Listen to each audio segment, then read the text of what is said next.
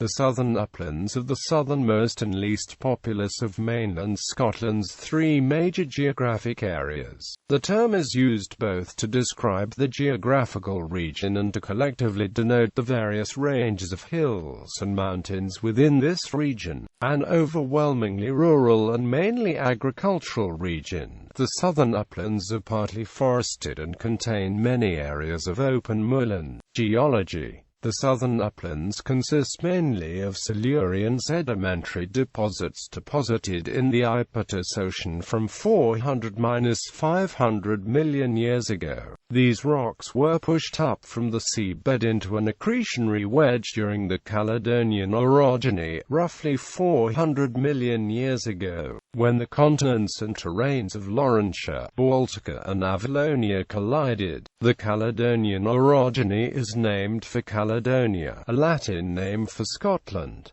The majority of the rocks are weakly metamorphosed coarse greywacke. The tectonic processes involved in the formation of the accretionary wedge, where sediment is scraped off the seafloor as a tectonic plate is subducted, has led to the formation of multiple, major, east-west faults that are now exploited by rivers and define valleys across the Southern Uplands. Levels of deformation associated with these faults is highly variable, but is pervasive in the finer-grained sediments. Secondary mineralization has further altered these lower Paleozoic rocks, which are hosts for some distinctive springs, some of which have been exploited for tourism, such as those around Moffat. Geography. The Southern Uplands lie south of the Southern Uplands fault line that runs from Ballantrae on the Ayrshire coast northeastwards to Dunbar and east, Lothian on the North Sea coast, a distance of some 220 kilometers. Hill ranges. There are several ranges of hills and mountains within the Southern Uplands.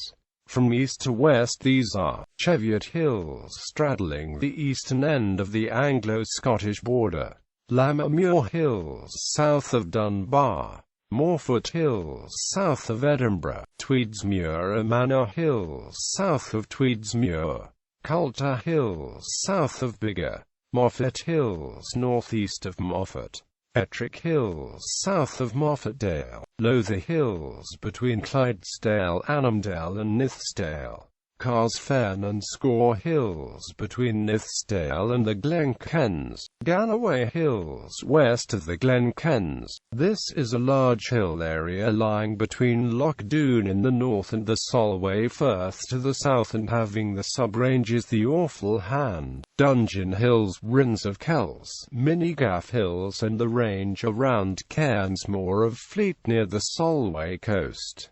Peaks. Although the summits are not as high as many in the Scottish Highlands nor other famous mountain regions, parts of the Southern Uplands are remote and mountainous, containing about 120 moorlands. Some of the more notable peaks in the Southern Uplands are Merrick, the highest in the south of Scotland at 843 metres, Broadlaw 840 metres, Whitecombe 822 metres, the Cheviot 815 metres, Corsorine 814 metres, Cairnsmore of Carsfen 797 metres, Kirriererock 786 metres, Shalliconminnick 769 metres, Lamarchin Hill 717 metres, Cairnsmore of Fleet 711 metres, Tinto 711 metres, Craignor 645 metres. The Southern Uplands are home to the UK's highest village, Wanlockhead, 430 metres above sea level. Rivers and locks. The region is drained by numerous rivers, the most important of which are Scotland's third and fourth longest, the River Clyde at 106 miles and the River Tweed at 97 miles respectively. Several significant rivers drain southwards into the Solway Firth and Irish Sea, including the River Cree, River Dee, River Nith, River Annan and the River Esk. There are numerous lochs in the southern uplands, particularly in the west. The largest is Loch Ken, which arises from the damming of the water of Ken. Several other lochs in Galloway are dammed, such as Loch Doon, Loch Bradin and Clattering Shaw's Loch, though many smaller ones remain in a more natural state, such as Loch Dee, Loch Enoch, Loch Granick and Loch Truel.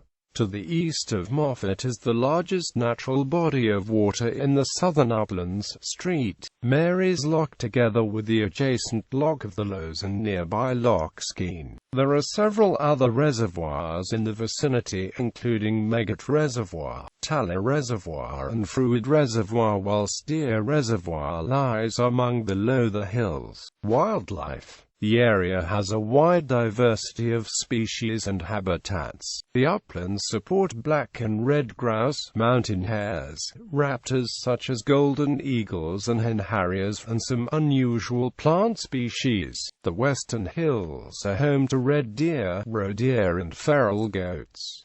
The western forests have 1/5 of the Scottish population of red squirrels. Ospreys are present at St Mary's Loch and along the River Tweed. Brown trout are common in many burns, and a number of the rivers in the area have populations of sea trout, salmon and otters. Local government. The two unitary authorities of Dumfries and Galloway in the west and the Scottish borders in the east cover almost all of the southern uplands. Along its northern margins, the councils of South Ayrshire, East Ayrshire, South Lanarkshire and East Lothian extend into the region. After local government reorganisation in 1974 and prior to further reorganisation in 1996, the southern uplands were administered by the two regions of Dumfries and Galloway and borders along with the southern margins of the regions of Strathclyde and Lothian. Within each of these regions were districts with their own district councils. Historically, i.e., prior to 1974, the region comprised the counties of Wigtown, Kirkcudbright, Dumfries, Roxburgh, Peebles, Selkirk and Berwick, together with parts of Ayrshire, Lanarkshire, Mid Lothian and East Lothian. Economy. Agriculture and forestry are the main forms of land use in the southern uplands. Sustainable power has been in production for several decades. The Galloway hydroelectric power scheme was built between 1930 and 1936. More recently, a number of wind farms have been developed on upland sites. Tourism and recreation are of increasing importance. Walking, fishing and grouse shooting are traditional pursuits, and mountain biking has become popular in recent years. The textile industry employed large numbers in many of the towns of the Scottish borders in the 19th and 20th centuries. Stocking frames were introduced in Hawick in 1771, and Galashiels' first woolen mill was built in 1800, but textile manufacture had a long history in the area. Linen production had been a major industry since the Middle Ages. The textile industry declined in the late 20th century, with 7,800 people employed in 1981 and only 4,400 by 1998.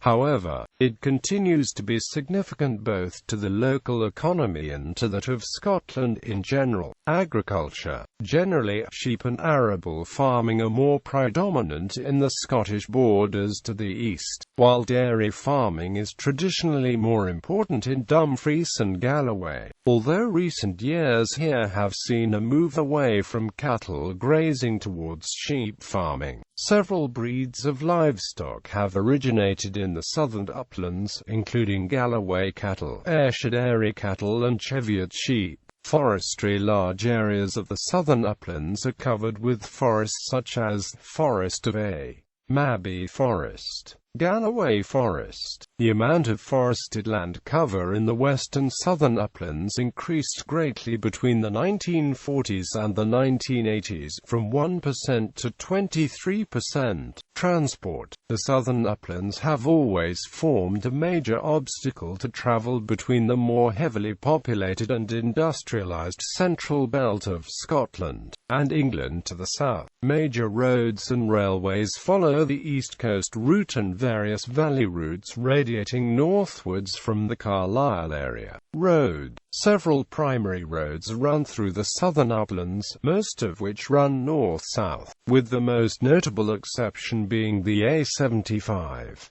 The most significant of these roads is the M74 motorway connecting Scotland and England. These roads include A77 from Stranraer towards Kilmarnock shortly, after which it becomes the M77 to Glasgow. A76 from Dumfries towards Kilmarnock. M74, A74, for the end of the M6 at the Scottish border near Gretna, connecting with the rest of the Scottish motorway network just outside Glasgow. A701, from Dumfries towards Edinburgh via Moffat and the Devil's Beef Tub. A7, from Carlisle to Edinburgh via Hawick and Galashiels and the Scottish borders. A68, from Edinburgh via Jedburgh in the Scottish borders to the English counties of Northumberland and Durham. A1, the primary East Coast cross-border route running from Edinburgh towards Newcastle upon Tyne and beyond. A75, from Gretna through Dumfries and Galloway to Stranraer. Rail 4 railway lines pass through the southern uplands, all in a roughly north-south direction. These are the West Coast Main Line linking Glasgow and Edinburgh to the north with Carlisle and the rest of England to the south, with a station in the southern uplands at Lockerbie. East Coast Main Line running from Edinburgh to the north via Dunbat to Berwick upon Tweed, Newcastle upon Tyne and the south. Stranraer Glasgow Line via Girvan and numerous other stations. Glasgow Kilmarnock Carlisle Line via Dumfries and numerous other stations.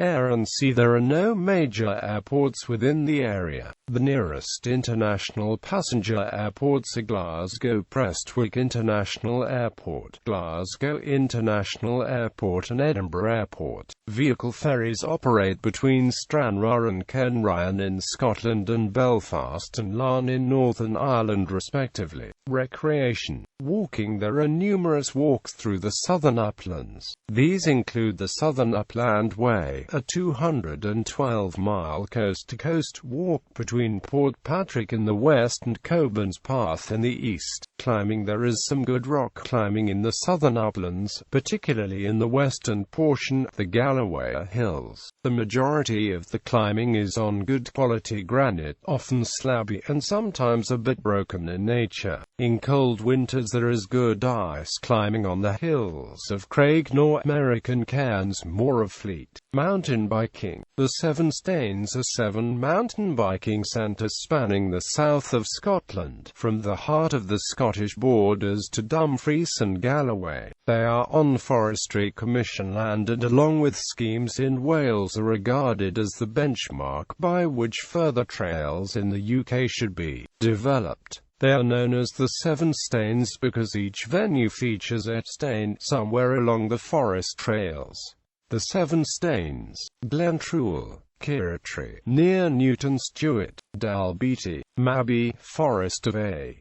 Tweed Valley, Glentress and Innerlithen, Newcastleton. Culture. The southern uplands, and especially those areas adjacent to the Anglo-Scottish border, have a troubled and bloody history. They were the scene of many raids, campaigns and battles, including the Battle of Ancram Moor, the Battle of Nesbit Moor and the Battle of Philip Hoare. The common riding festivals of many southern upland towns such as Jedburgh, Kelso, Hawick, Peebles, Selkirk and Langham recall this history, reenacting the practice of riding the boundaries of the town to enable warning to be given of raids from the south. This violent history is also commemorated in many border ballads, another common theme of which is the supernatural, as in the ballads of Thomas the Rhymer and Tam Lin.